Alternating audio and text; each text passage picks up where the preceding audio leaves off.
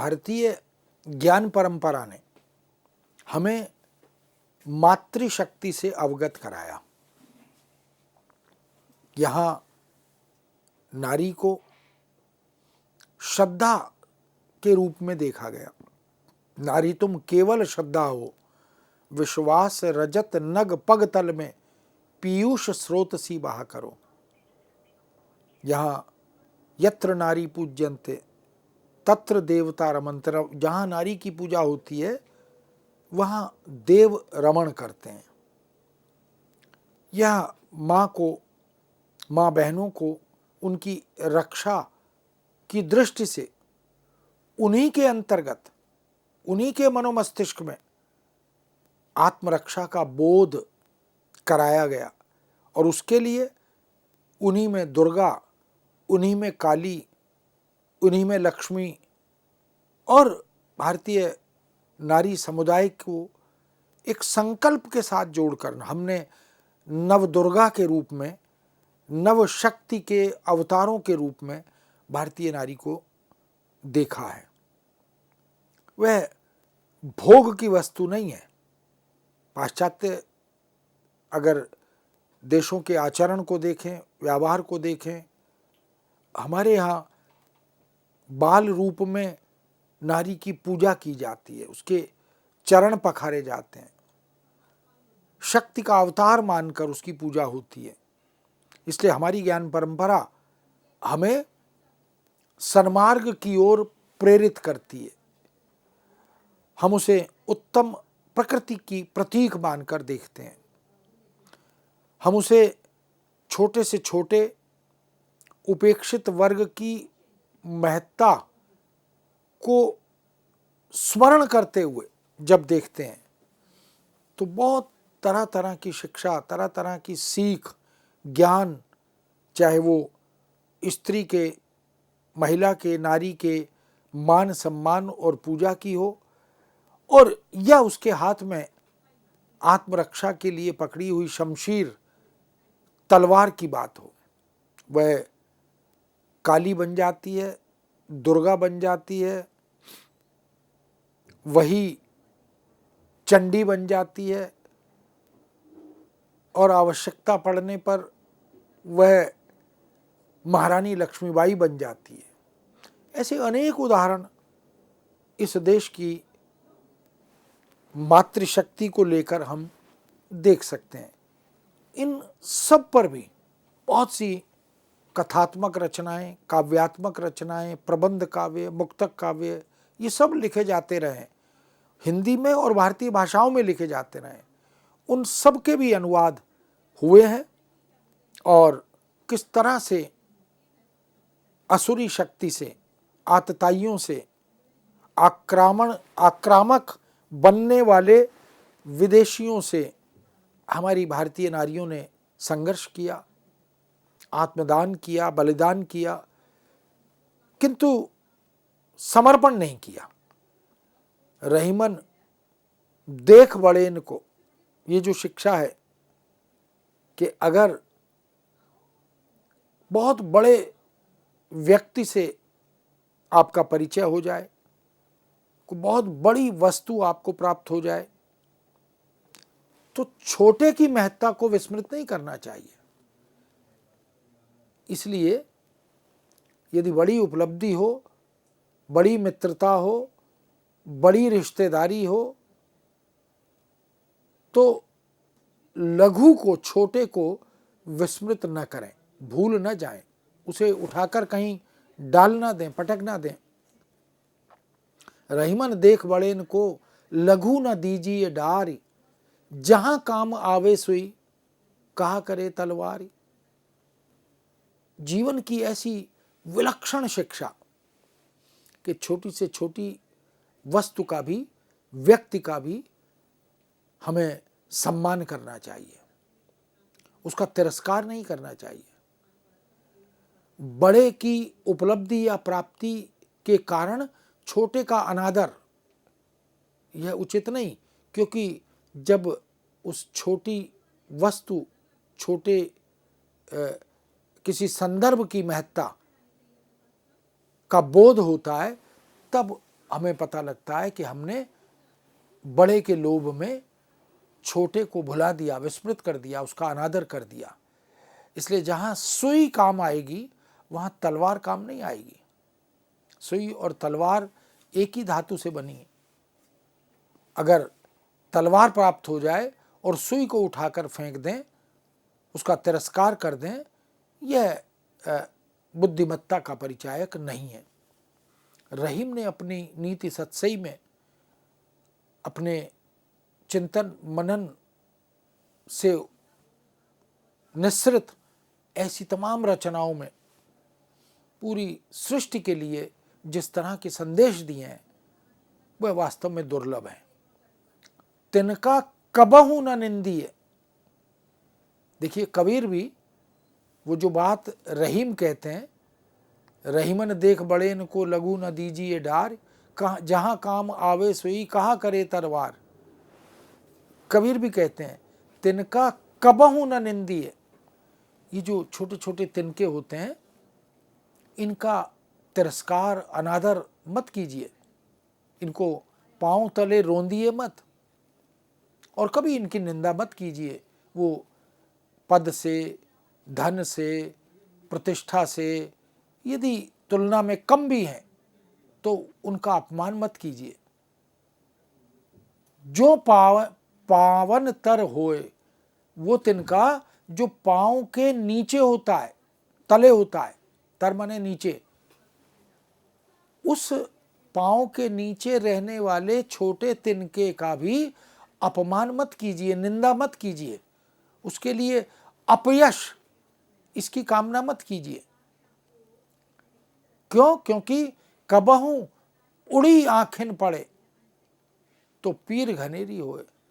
यदि समय बदल गया, स्थिति बदल गई, परिवेश बदल गया, तो वही तिनका जो पांव के नीचे जिसे रोंद रहे हैं, जिसकी उपेक्षा कर रहे हैं, अनदेखी कर रहे हैं, अगर उसे मौका मिला, अवसर मिला और वह उड़कर आंख में जाकर बैठ गया तो पीर घनेरी होए, तो वह बहुत पीड़ा का कारक बनता है। इसलिए संदेश क्या दिया कि छोटे की, लघु की, चाहे वो तिनका ही क्यों ना हो, उसकी निंदा, उसका अनादर, उसका तिरस्कार मत कीजिए, अपमानित मत कीजिए, क्योंकि अवसर के अनुकूल, समय के अनुकूल यदि वह अपना आचरण करेगा तो कठिनाई हो जाएगी। भारत की ज्ञानार्जन और ज्ञान वितरण की परंपरा, ज्ञान को अर्जित करना हो तो भी और ज्ञान का प्रसार प्रचार करना हो, वितरण करना हो, शिक्षण प्रशिक्षण करना हो तो भी, इसकी परंपरा ऋषियों से, मुनियों के आश्रमों से, मंदिरों से, पूजा स्थलों से, गुरुद्वारों से हम इस परंपरा को, शिक्षा की, ज्ञान की परंपरा को हम वहाँ से अर्जित करते हैं, वहाँ से प्राप्त करते हैं। ये जो गुरुद्वारे हैं, ये जो मंदिर हैं, ये वास्तव में ज्ञान के आगार हैं, ज्ञान के द्वारे हैं। यहाँ जो चिंतन मनन की, मानव मूल्यों और जीवन मूल्यों की शिक्षा मिलती है, यहाँ जो आत्मबोध कराया जाता है, यह अन्यत्र दुर्लभ है। इसलिए नालंदा को हम याद करते हैं, तक्षशिला जैसे शिक्षा मंदिरों को हम याद करते हैं, जिन्होंने भारत की ज्ञान परंपरा का, इस भारत की छवि का परचम पूरी दुनिया में लहराया है। यही भारत देश वह देश है जिसके ज्ञान पुरुषों और ममतामयी नारी शक्ति ने देश दुनिया को खगोल शास्त्र का बोध कराया, धर्म शास्त्र से अवगत कराया, नीति शास्त्र का मर्म समझाया, युद्ध शास्त्र, ज्योतिष शास्त्र, प्रकृति शास्त्र, न्याय शास्त्र, पाक शास्त्र और विज्ञान, चिकित्सा, कृषि आदि न जाने कितने तकनीकी क्षेत्रों से हमारे चिंतकों विचारकों ने हमें अवगत कराया, हमें उपकृत किया। ये वही देश है जिसने शताब्दियों पहले उड़न तश्तरी क्या होती है उसका निर्माण किया, उसका उपयोग किया, पुष्पक विमान क्या होता है उससे भी अवगत कराया। हमने समुद्र पर पुल बनाया और न जाने ऐसे कितने कार्य भारतीय मनीषा और मेधा ने कर दिखाए, जिसको आज विश्व देखता है तो स्तब्ध हो जाता है, दांतों तले उंगली दबाता है। प्रौद्योगिकी विषयक न जाने कितने अनुशासन और क्षेत्र हैं, उनकी समझ, उनकी सूझबूझ इसका परिचय दिया। हमारे ऋषि मुनि वो केवल इसलिए ऋषि मुनि नहीं है कि उन्होंने समाज परिवार को त्याग दिया, वो इसलिए भी ऋषि मुनि हैं क्योंकि उन्होंने अपने ऋषित्व से, उन्होंने अपनी शक्ति से, मेधा और प्रतिभा से, वास्तविकता से, सत्य से विश्व को अवगत कराया। और बहुत सी वो वस्तुएं, वो पदार्थ जो जीवनोपयोगी थीं, राष्ट्रोपयोगी थीं, समाज उपयोगी थीं, उनकी शोध की, उनका निर्माण किया, उनकी सैद्धांतिकी से अवगत कराया। यही वह देश है जिसने राम सेतु बनाकर असंभव को संभव बनाने वाली अभियांत्रिकी से दुनिया को परिचित करवाया। समुद्र पर पुल बनाना यह अकल्पनीय दिखाई देता था, लेकिन हमारे देश के ऐसे तमाम अभियंताओं ने, चिंतकों ने, इंजीनियरों ने, उस जमाने में राम की सेना ने ये काम कर दिखाया। भारत देश ने ही तोता, मैना, कबूतर, बाज, चिड़िया आदि पक्षियों से, इनसे संदेश भेजने का, मंगवाने का काम किया। यानी ये जो पत्रवाहन की परंपरा है, ये जो संदेश भेजने और प्राप्त करने की परंपरा है, इसका बीज वपन भी हमने पशु पक्षियों से, जीव जंतुओं से करवा के अपनी मेधा का परिचय दिया। नारद ऋषि की कर्मठता से विश्व को संचार की, तकनीक की, शिक्षा की जानकारी कराई। हमने ही न्याय शास्त्र से विभिन्न प्रकार की न्याय पद्धतियों का बोध करवाया। संस्कृत में एक बृहत चिंतन न्याय का हमें मिलता है। किस समय में, किस स्थिति में शासक को, राजा को क्या करना चाहिए, किस प्रकार का औचित्य बोध होना चाहिए, उसके पास विवेक का संतुलन कितना होना चाहिए, मानव प्रकृति के रहस्य को उद्घाटित करते हुए सत का, रज का और तम का, जिसे हम सतोगुण, रजोगुण और तमोगुण आदि के नाम से जानते हैं, इनकी भूमिका, इनकी महत्ता, इससे भी अवगत कराया। भारत दर्शन ने ही विश्व को चतुष्पुरुषार्थ की भूमिका का परिचय कराया, उदात्तता का मार्ग प्रशस्त किया। ये जो चतुष्पुरुषार्थ है, यह धर्म, अर्थ, काम और मोक्ष, इन चारों पुरुषार्थों का द्योतक है।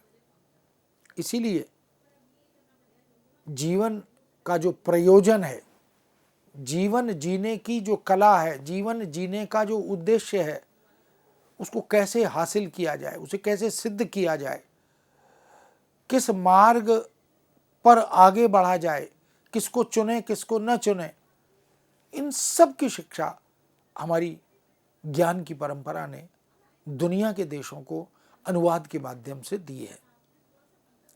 भारत की जलवायु, यहाँ के प्राकृतिक संसाधन, यहाँ का उत्सव बोध, पर्व बोध, यहाँ की तमाम तरह के व्रत आदि रखने की परंपरा, यहाँ के रीति रिवाज, यहाँ का ऋतु बोध, जिसे हम षड ऋतु के रूप में, 12 मासा के रूप में, 16 संस्कारों के रूप में, इन सब रूपों में देखते हैं।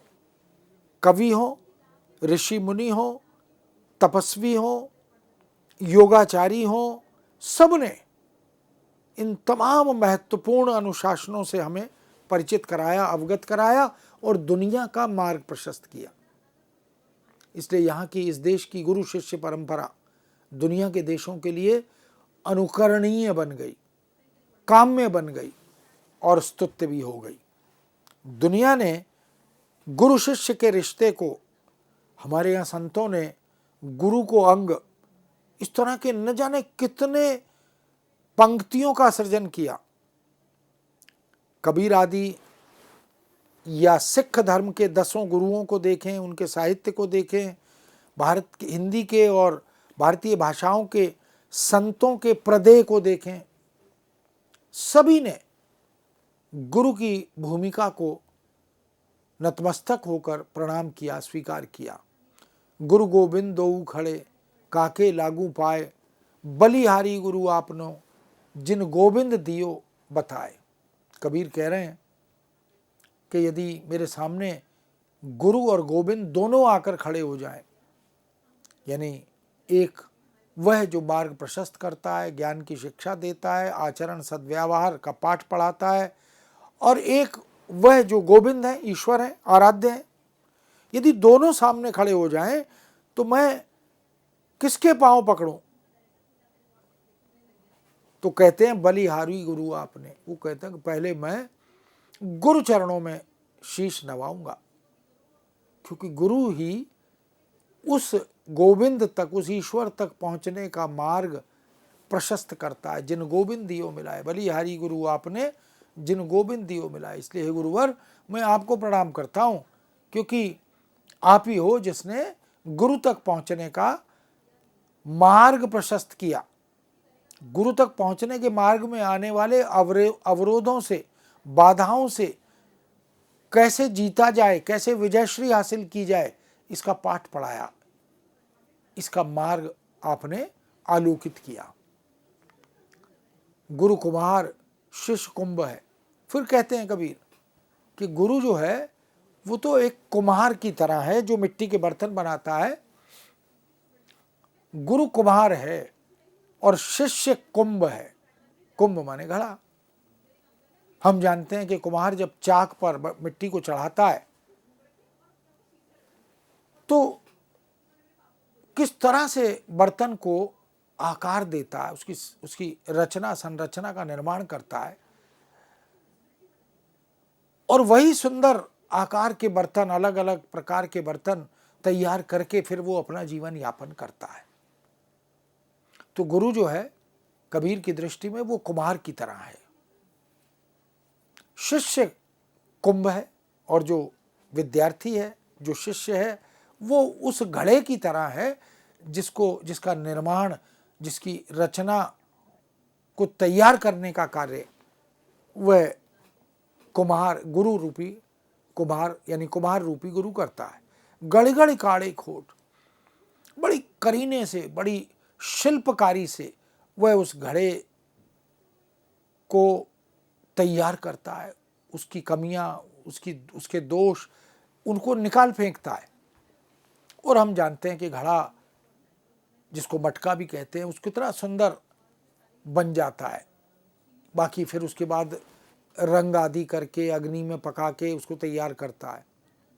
तो गड़गड़ के दाएं बाएं, ऊपर नीचे, अंदर बाहर सपोर्ट देता है, अंदर से हाथ लगाता है और बाहर से उसमें चोट लगाता है, क्योंकि ये जो बाहर से लगाई गई चोट है ये उस घड़े को सुंदर रूप, आकार यह प्रदान करती है। तो अंदर हाथ संवार दे, बाहर मारे चोट। वास्तव में भारतीय चिंतन परंपरा ने, यहाँ के ऋषि मुनियों ने, तपस्वियों ने, चिंतकों, विचारकों ने अपने जीवन की साधना से यही समझाया कि यह सृष्टि ईश्वरीय रचना है, मूलतः यह निष्पाप है, निर्दोष है, किंतु माया के आवरण में, भौतिकता के आकर्षण में, विकास की इस मोहांधता ने इसमें कई विकृतियां पैदा कर दी हैं।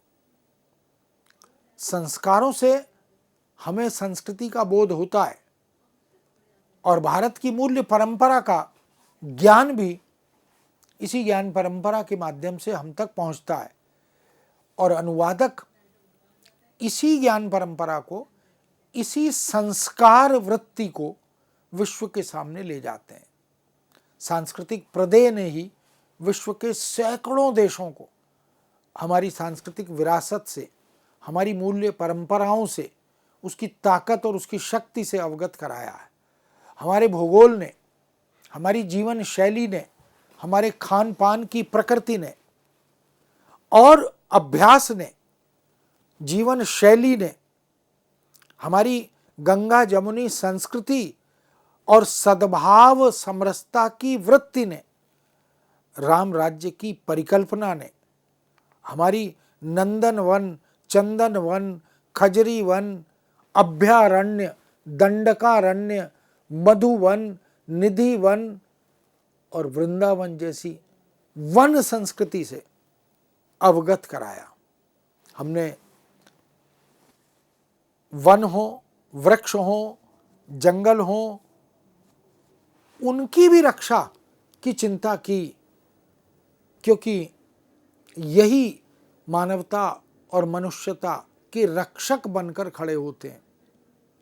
हम वनों और वृक्षों की, पेड़ों और जंगलों की आवश्यकता पर विचार करें तो हम देख सकते हैं कि हमारी प्रकृति में हमें देवत्व देखने की वैचारिकता और हमारे मूल्य बोध से विश्व को परिचित करवाने की दृष्टि, इन सब को अनुवादकों ने दुनिया के समक्ष ले जाने का प्रयत्न किया। अभी बहुत कुछ ऐसा है जिसका अनुवाद नहीं हुआ, जिसके अनुवाद की अपेक्षा आवश्यकता बनी हुई है। न जाने कितने अनुवादक इस क्षेत्र में समर्पित हैं, कार्यरत हैं, वो चाहे सरकार द्वारा हो या स्वांतः सुखाए हो। बहुत से अनुवाद किए जा रहे हैं, जो कबीर की समस्त रचनाओं के अनुवाद, सूरदास का अनुवाद, घनानंद का अनुवाद, ये मध्यकाल के चिंतकों विचारकों की रचनाओं का अनुवाद, तुलसीदास की रामचरितमानस का अनुवाद, उनकी विनय पत्रिका का अनुवाद, मध्यकाल की न जाने कितनी सूफी काव्य, संत काव्य, राम काव्य, कृष्ण काव्य, गीता का, उपनिषदों का, इन सब का अनुवाद लगातार हो रहा है। और हम भारतीय मूल्य बोध से, मूल्य परंपराओं से विश्व को अवगत भी करा रहे हैं और इसमें बड़ी भूमिका अनुवाद और अनुवादकों की बनती जा रही है। भारतीय चिंतकों का इतिहास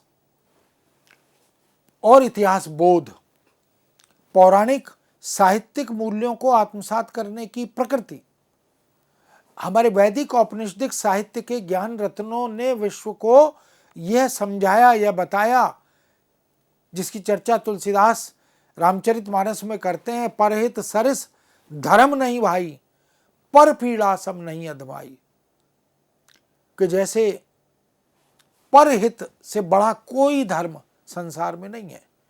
जीव का, जंतु का, पशु का, पक्षी का, प्रकृति का, इन सब का कल्याण, इन सब का हित, इससे बड़ा कोई उपकार दुनिया में नहीं है। और पर पीड़ा सम नहीं अधमाई, और यदि हमारे कारण किसी दूसरे को पीड़ा पहुंचती है, कष्ट पहुंचता है, उसका अनादर अपमान होता है, उसका मन आहत होता है, तो इससे बड़ी अधमाई, अधमता, नीचता दुनिया में और कोई नहीं है। तुलसीदास ने रामचरितमानस में इस तरह के न जाने कितने दोहे उद्धृत किए हैं, लिखे हैं। हमारे कवि संतों ने जीवन के रहस्यों को उद्घाटित करते हुए भ्रम निवारण का कार्य भी किया है। कबीर कहते भी हैं, साईं इतना दीजिए जामे कुटुंब समाए, मैं भी भूखा ना रहूं साधु न भूखा जाए। मानव स्वभाव है कि वह संग्रह करता है, संचय करता है, आवश्यकता से अधिक जुटाने में जीवन को अर्पित कर देता है। ये जो लोभ वृत्ति है, ये जो लालच है, इसकी आवश्यकता नहीं होनी चाहिए। भारतीय चिंतन परंपरा, मूल्य परंपरा यह कहती है, कबीर इस बात को रेखांकित भी करते हैं, अपने आराध्य का स्मरण करते हुए, नतमस्तक होकर प्रार्थना याचना करते हुए कहते हैं कि प्रभु केवल इतना दीजिए जामे कुटुंब समाए, जितने में मेरे परिवार का निर्वाह हो जाए, मेरे बच्चे, परिवार के सदस्य किसी तरह की समस्या का सामना न करें, उनका पेट भरता रहे, जीवन चलता रहे, बस इतना ही चाहिए। मैं भी भूखा ना रहूं, साधु न भूखा जाए।